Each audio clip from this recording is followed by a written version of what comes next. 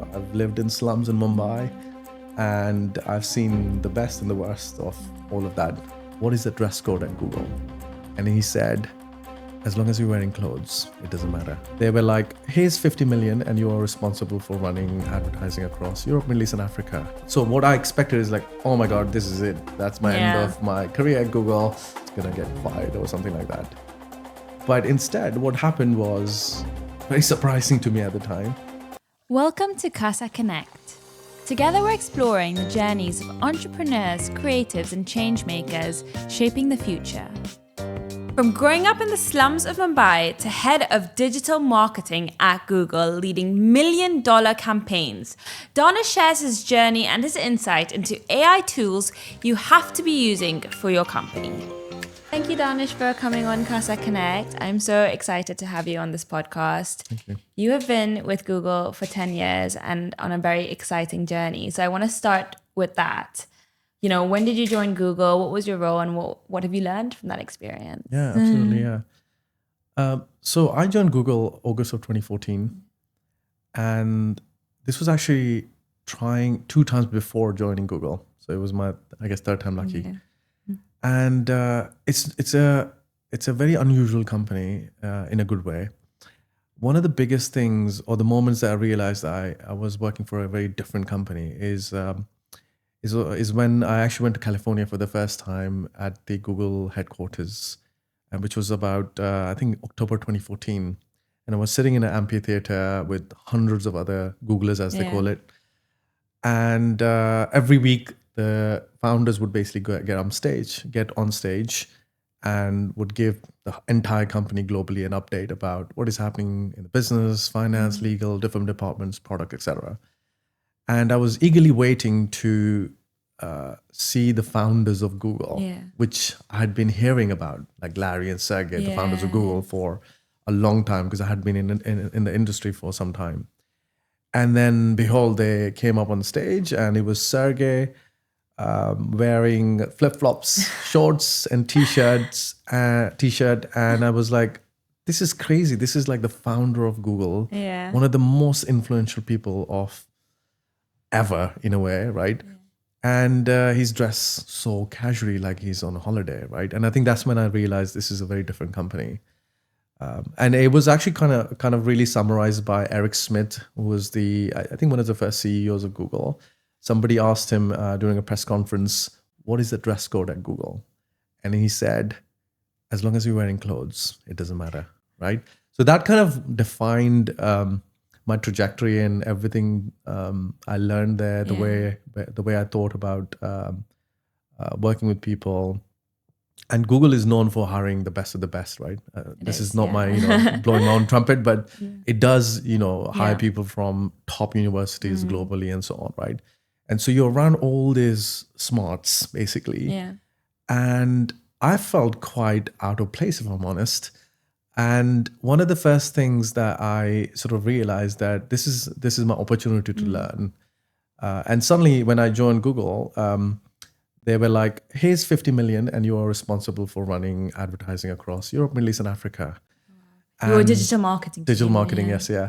And to be honest, by the time I left, I was running $500 million. So I did grow which is insane to think about it now. Yeah. But I had never been given $50 million to run digital marketing. And suddenly I was responsible for it. And the reason for that is because their hiring process is very, very different to others that I've seen before. And it's actually been summarized in this book called the book is called Work Rules by Laszlo Block. He was the chief HR officer. And he talked about how Google hires. And it's basically 4 things. First one is your general cognitive ability. So how are you critical about your thinking, right? So if you ask me, how do you get from A to B, rather than just giving you the answer, I explain you my thought process, right? So that's that, number 1. Number 2 is, as they called RRK, so role-related knowledge, which is, can you do your job? If you're a marketer, can you actually run marketing? If you're a lawyer, if you're an engineer, etc., right? Do you know the technicalities of whatever How you did they are. test your RRK when you went for the interview? Yeah, it actually went through like a couple of interviews. My interviews were like about 4 months long. Wow, 4 months. Yeah, I mean, it was probably because I was interviewing with the global team, so the timing or scheduling was Yeah. difficult. But in total, I had about 12 engagements, so including the official interviews, with about 4 or 5 people, if I remember correctly, including then HR on top and so on. And the way they asked the questions on our RRK was actually going into the very details of digital marketing. Another book that actually Eric Schmidt wrote, the CEO, ex-CEO of Google, and the book is called How Google Works. He talks about hiring smart creatives. And it's not about creatives as in, creative agency creatives. It's basically people who are smart, intelligent, have the right business acumen and technical skills, and also creative. And you combine that together, you have the right person, the right recipe for hiring for, RRK. Is it more like thinking out of the box kind of creative? Like someone who thinks more? It's less about thinking outside the box, but thinking or imagining the unimaginable. Okay. So looking beyond the curve and expecting, okay, this might actually become a problem, or there's an opportunity that might happen. So let's start creating now. And honestly, some of the stuff that Google has done has flopped big time. But other stuff has worked really well. And this is why, one of the things they encourage is 20%. It's go and create something that is not your day job. Yeah, tell me about this 20%. So 20% outside your role, you have to do something else. You don't have to. Okay. You have a choice if you want to. Yeah. And it's like a passion project, your side hustle, if you will. And so a lot of the people basically would just go do completely random, that is outside of their job specification. So for example, my job was head of digital marketing, but I was actually creating global AI tools to run automation and so on. And this was a long time ago. You picked the right industry that's now booming and being talked about. Exactly. Yeah, so that's how they assess RRK. And the other two, the third one was leadership. And leadership is not you're a manager. Yeah. You have a team. That's not of course that's leadership, but that's not how they're judged. It's basically if you're responsible for something, even if you're IC or individual contributor, can you lead the project end to end? Can you influence people up, down, across? Can you have an impact as an IC or as a manager? And the fourth one was the most interesting one and did not have any definition, which was Googliness. Ooh. And I remember interviewing with one of these VPs in 2014, and he asked me to define Googliness. And I was like, you just made this up and you're asking me to define it? So that was interesting. And I mean, there's no official definition. How would you define it? The way I defined it or define it is what makes you special. Okay. It could be that, hey, I'm the only machine learning expert in the world that can do X, Y, and Z, right? Or you're a very empathetic manager. I actually asked my manager, why did you hire me and what was my Googliness? What did you actually write in my interview that I got hired? And he said two things, and he always used to remind me in a way, annoying way. So one was my risk-taking ability. Okay. When before Google, I joined this startup, and it was a very big risk financially and personally, but I did it because I learned a lot. What did they do? The company was a ad tech startup. Okay. They had literally just came up with the idea, and I joined them. Okay. And I didn't get paid for a long time. Actually, they paid me after a long time. Yeah. I actually am working with them again. I know the founders really well, so they've done really well. So I'm happy with that. Good risk to take. Good risk to take, yeah, for sure. But that was one example. And the other one was my manager used to say that my superpower is actually working with people and influencing people. That if I got put into this situation where people are being difficult, I can turn it around for some reason. I want to know more about, your experience in really getting that head role and managing people at Google. Managing people at Google, actually, I'll step back. Google expects you to be, I remember in my 1-3, as you would expect, your probation's coming up. And then I was waiting for this big moment of like, I'm going to get this letter and they're going to say, I passed the probation. 3 months go by and a week and 2 weeks and 3 weeks. And I'm just like, what's going on? Am I still here? Or And so I asked my manager, and I remember precisely, it's like, have I passed my probation? It's like, yes, of course.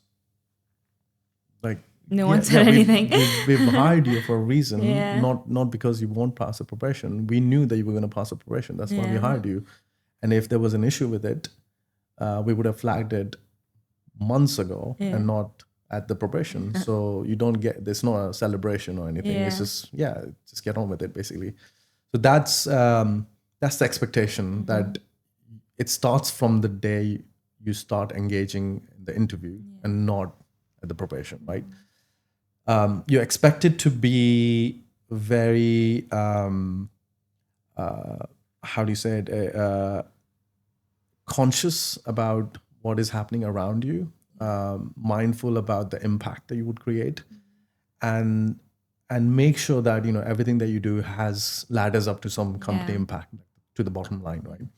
So there was an obsession about data. So it was a very data-driven company, including hiring, because obviously after I got the job, and then I was hiring for my team, and it's a very data-driven company. So every decision they make, from hiring to building a product to managing a team, etc., everything is data-driven. And then managing a team was very different to what I had done before. And I had managed a team of about 35 before. And I thought I was great, like, just I was managing a team. And then I joined Google, and I was like, I don't know what a manager is. So I had to almost relearn and rewire my entire mindset. And the one research that pretty much underpins how Google managers manage is the Project Oxygen. Project Oxygen basically talks about these 8 traits or attributes that a manager should have, including being a coach, not micromanaging, making sure that you're technical enough to understand what your team is doing, impact, et cetera, et cetera. There's 8 of those, right? And you get basically scored on all of that. So in a normal company that I was before, where I was giving feedback to each of the team members, here I'm also getting a feedback. Yeah, the 360 feedback review. Yeah, and it was very detailed, almost very personal. And it was also very much open feedback. And it was all anonymized, of course. And if you're about 90%, you're obviously doing great. If you're 80%, you're still okay. Some room for improvement. If you're 70 to 80%, there's an amber flag, and anything below 60 is like a red flag. Yeah. Luckily, I never went below 90%, so oh, wow. that was great. But you had to work really hard to be a good manager. And you're working with a lot of money and picking, the ad campaigns to run and everything. And you said that some projects, just make severe losses. Yeah. I don't know if any of your projects have, but if they have, how do you kind of remotivate the team, and how do you deal with kind of the impact? And I don't know if you do get any kind of pushback because of that. Yeah, that was also quite a surprise to me, because you're encouraged to take risks. And if you, quote unquote, fail, you're not penalized. It's seen as a learning. And I remember precisely in my month 3 before my probation, this is when all the crazy terrorist stuff was happening in Syria. You're seeing all these extreme videos on YouTube. And one of the ads appeared, my ads for one of the product I was promoting for Google, appeared before that video. Oh my God. And I remember there was obviously it was a big issue, because brand safety is a concern to Google. And forget about, showing next to alcohol or something like that, which Google considered to be unsafe. And this is like an extreme version of unsafe, right? So there was a lot of scrutiny, right? So what happened? Usually, so what I expected is like, oh my God, this is it. That's my end of my career at Google. I'm just going to get fired or something like that. But instead, what happened was very surprising to me at the time, that, okay, let's fix this. Let's find out what happened. Let's go into absolute details and figure out everything. Let's put all the things in place, and we'll come back to like what actually, happened, or what can we do as a team or as a person, right? Turned out it was a product issue. It was not a campaign issue. Okay. They Saved. had figured out a way to use VPN or some crazy technicalities to then upload that video, which shouldn't have been uploaded in the first place. And then they tagged it with different keywords, so they were technically savvy, if you will, in the wrong way. And I remember then implementing a solution which took us a few weeks, which was essentially looking at every single keyword that we had, translating that in 30 languages. Obviously, I don't speak 30 languages. So finding the right people to then translate from English to whatever languages. And then implementing that at scale for, I think at the time it was like $50 million worth of campaign, which was a lot of campaigns at the time, right? So it was not considered to be as a failure, but actually a big learning, because off the back of that, then we created another system or tool that would then screen all the campaigns globally for such things. Yeah. And then we would actually do that proactively on a daily basis, and then apply any kind of levers to avoid appearing on any kind of unsafe environments. I want to know what your biggest accomplishment or what you're most proud of within Google, like with what you achieved within Google is, because a lot of times we talk about our failures and learnings, but we also need to celebrate. Yeah. I think just getting a job at Google was a big deal, if I'm honest, for me personally, but also for my family. I come from a very humble background. I have my family, like my mom and dad didn't have much growing up. I've lived in slums in Mumbai, and I've seen the best and the worst of all of that. Not a slumdog millionaire, but I've lived in slums and I know how it feels. And so it's like making it that far after coming from, that was in itself a big deal, right? My granddad used to say like, oh my God, it's my first grandson and the only grandson who's moved abroad and then, got a job at Google. And we use that, like everybody uses Google anywhere you go, literally anywhere in everybody the world. knows it. Everybody knows it. So it was like, oh my God, you work at Google. So I think making my family proud was probably the bigger proud moment, I would say, versus, obviously a personal thing. Like I've done lots of other stuff at Google, like managing the large campaigns globally and developing all these tools and tech that are become like a cornerstone of how they do marketing, etc. Obviously, those are things very proud, but those things, evolve and change and, dilute over time. But the feeling of, making your family proud will stay forever, right? That's so true. Yeah. It's like what Maya Angelou says. It's not about, what you said or what you did. It's how you make people feel. And that's all. It's all this feeling. I'm curious as to why you left. Yeah, good question. So Google is a great company and the culture was great. Actually, my team was amazing. I had an incredible boss. I still have my one-to-ones with him, believe it or not. But at some point, I think you need to be self-aware. And I was self-aware, but you get into this comfort zone working for a large corporation like Google. It happens with other tech companies as well, like Facebook, Microsoft, Apple. You get into this comfort zone because you're getting paid well. You got all these benefits, free food, free breakfast, free lunch, free everything, right? And you essentially just take it for granted, your career, because it's just moving along. You value more of the materialistic things. So you get into this comfort zone, and without being self-aware and taking big risks, you stay in that comfort zone. So you might grow steadily. I was growing steadily. Nothing wrong with that. But I wanted more. I wanted to leapfrog. And I knew that I needed to do something completely different to what I had done in the last 10 years. And so the only way to do that for me personally was to actually let go of what I had and do completely something differently, like go completely left when people are expecting to go right. And so I decided that I want to quit Google and go explore the world out there. There is a world out there. There is funnily enough. And so I resigned and I actually moved to Dubai to pursue my, entrepreneurial dreams. And I'm sure people must have been like, why are you doing this? Like, you've got all the stability and comforts here. Did that ever kind of mess with your mind when you made that decision to move, or were you headstrong? Bit of both, I'd say. I mean, I'm still human. Yeah. Everybody, and I say everybody, including my mom, my friends, my wife, of course, and in-laws, and the list goes on, right? Everybody thought I was a bit crazy. Probably still think that I'm crazy.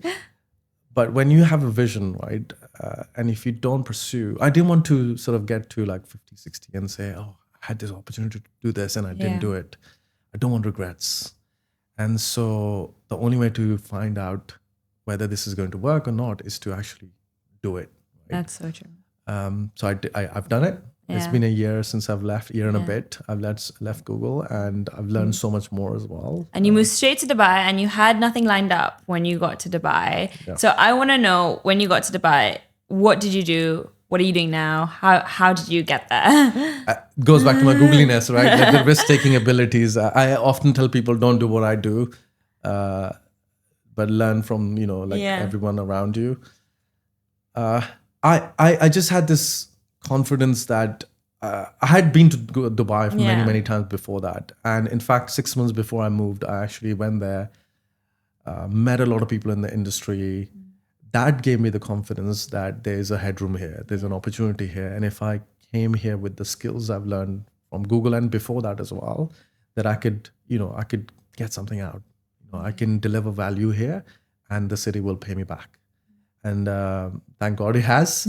And I think one of the things that I learned during that process is if you're consistent, if you work hard, and if you just have that resilience in yourself, you can eventually get to your goals. It sounds a lot cliche, but it's worked for me. That's a simple formula. The opportunities just show up. So what are you working on in Dubai? I'm doing a lot of AI, so AI consulting and AI marketing. So work with executives, individuals, and then of course companies in helping them understand AI. So AI literacy is an overall theme.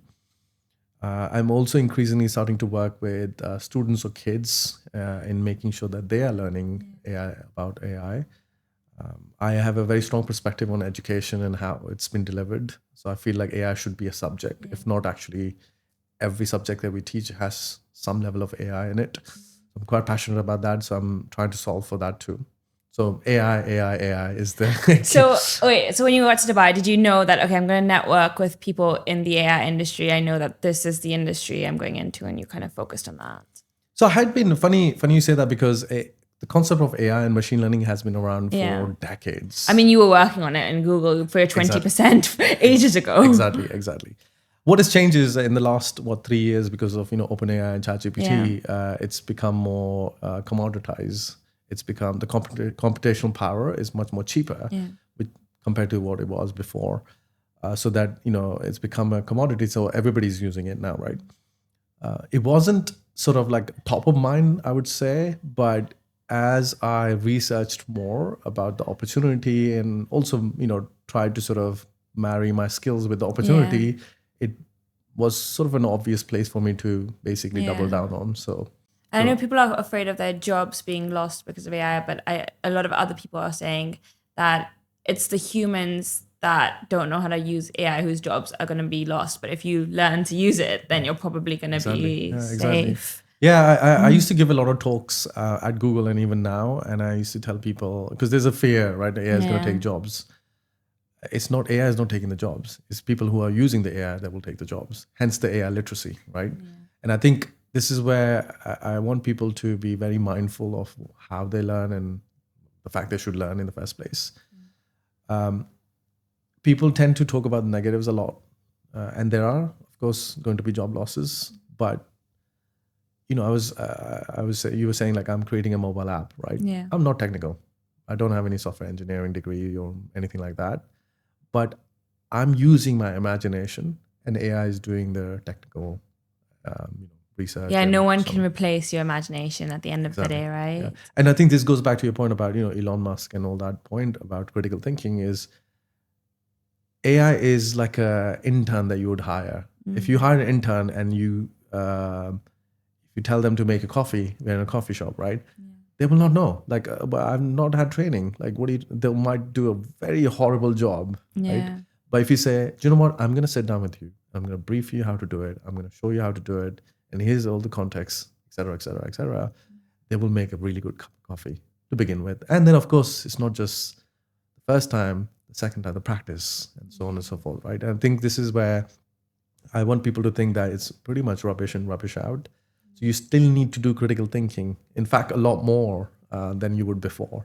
Why do you say a lot more? Because you don't, you're working with AI, and if you want the AI to create something, you have to pretty much sit down and think about all the different aspects of what you want to create. I'll give you an example. So if you think about, you have vibe coding apps like Lovable, Windsurf, etc. I can literally go there and write a simple sentence, say, create me a clone of Uber or Airbnb, and it will do that, right, with one sentence. But if I actually say, do you know what, I'm going to write a 2-page document on what I want the app to look like, the tone of content, the tone of voice, the colors, the fonts, the features, the functionalities. So you're doing a lot of upfront thinking before you're feeding that. And you're helping startups as well kind of integrate AI right now, right? Not so much startups, I would say more enterprises. Startups are actually quite ahead in terms of AI adoption because if you think about, like, startups have very little in terms of investments and people, in a way, resources. And I guess actually AI agents, for example, is what startups are using. I mean, going back to the Lovable example, there are 40 people, and in 7 months, they did $100 million already. Wow. That is the fastest 100 million ARR that's any startup has ever achieved because of AI. But enterprises are massive companies. They're dinosaurs. They don't move faster. One of the healthcare companies, largest healthcare companies in the world, the executive team had an offsite in Dubai, and they wanted me to come and basically just do a basics of AI workshop with the executive team, just so that they understand what is happening in the world of AI and how they can actually train their teams and so on, right?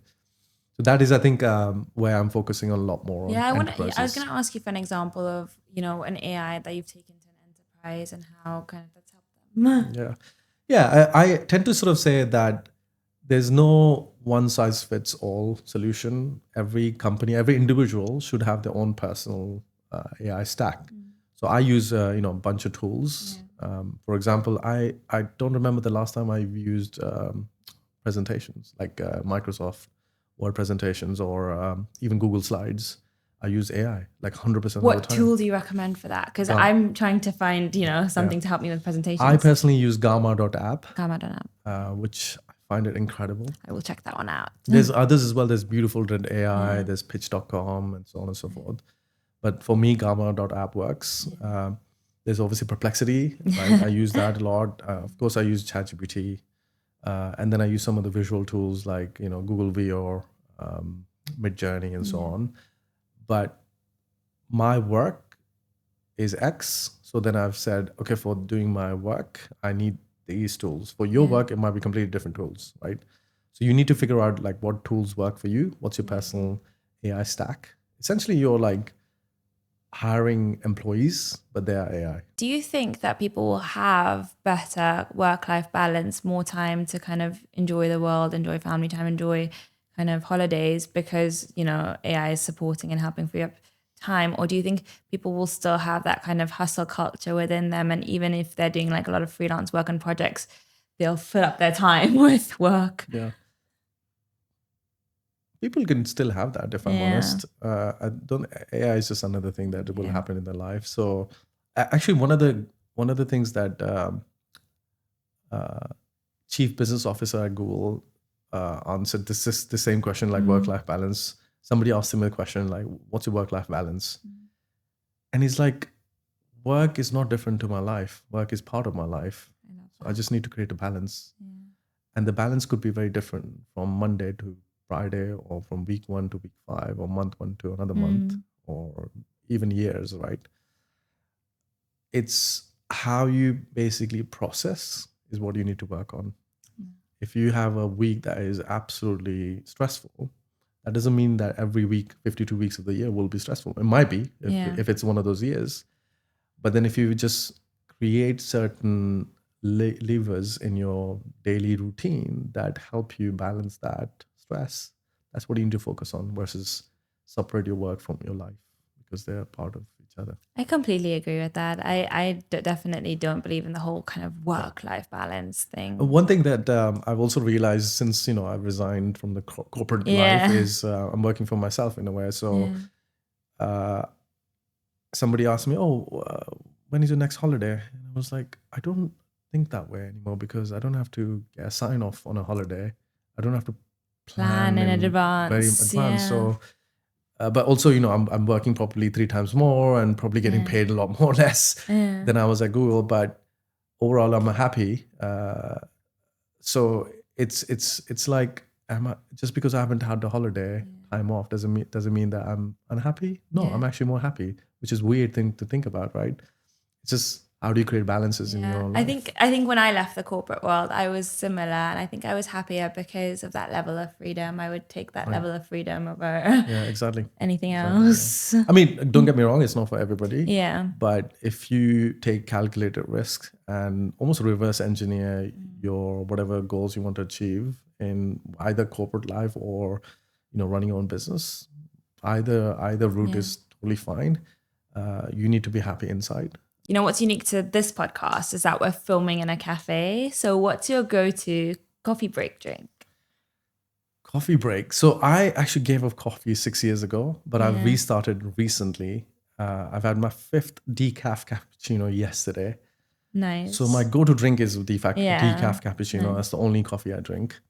I'm more of a tea person. Okay, no, that's so fair. No, I love tea as well. Like, I have tea, coffee, matcha, all of it. And the other thing is Kasa Connect is all about connection. How can our audience and listeners connect with you? And what's something you'd want from them? Yeah, good question. You can find me on LinkedIn. What do I want from them? If you do reach out on LinkedIn, I would say, don't just connect and not just leave it there. Actually engage. It doesn't matter what the engagement is. It could be anything related to AI or marketing or business generally. Or if you just heard something interesting and you want to have a chat about it, happy to. I always respond to messages on LinkedIn. Oh, I love that. 100% of the time. So yeah, just engage really. And the last question is, what's the best piece of advice that you regret not taking? Ooh. This one is a tough one. If there isn't one, then a piece of advice you'd like to leave everyone with. I can't think of one right now, but I'm pretty sure there is. That's just fine. Learn to ignore it. Give us a good piece of advice. Good piece of advice. So I have this personal mantra that I always follow by. It's called POP. Okay. So P-O-P. P stands for passion, O stands for optimism, and P stands for perseverance. So whatever you do, have passion. Yeah. Right? Actually care about it and go deep in learning the craft.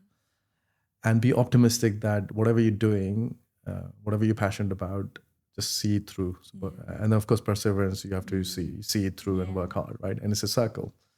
And I try to follow that POP mantra. Did you invent that word yourself? Did, yeah. Oh, wow.